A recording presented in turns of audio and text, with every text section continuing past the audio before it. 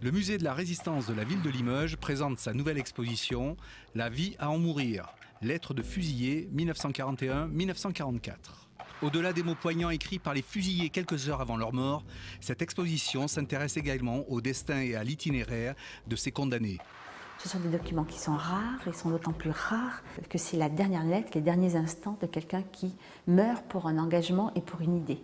Il y a un noyau central qui est fait par le musée de la Résistance de Champigny. Ici, nous avons tenté de régionaliser à partir d'un certain nombre d'exemples. Là, en symbole, on a une valise qui montre le départ. Souvent, ça commençait par quelques mots, on prenait quelques affaires et la personne passait au tribunal, partait en prison et était exécutée. Ici, pour la première fois, nous montrons un choix de documents qui sont issus du commissariat, du ministère de l'Intérieur, de la police. C'est la véritable traque des personnes qui s'opposent au régime de Vichy et qui sont dans la résistance. Ils seront pourchassés de façon féroce, avec une priorité aux communistes, seront arrêtés, exécutés.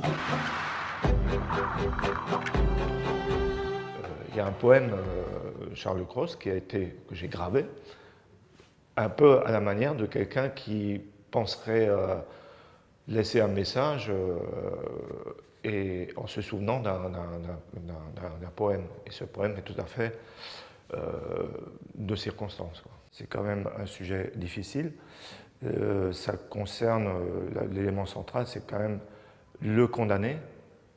Et il faut se mettre, je me suis quasiment mis dans la peau d'un condamné pour comprendre ce qui pouvait se passer. On sait qu'au bout de cet engagement, on risque la mort. À un moment donné, on la rencontre. Donc c'est un engagement qui est pensé. On montre quelques exemples, des supports très divers, du papier. Là, c'est une petite feuille de papier hygiénique, donc c'est quasiment illisible.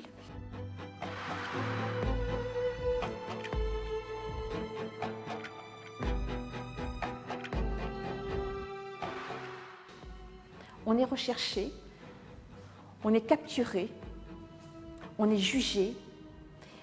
Un certain nombre sont exécutés, les autres sont emprisonnés.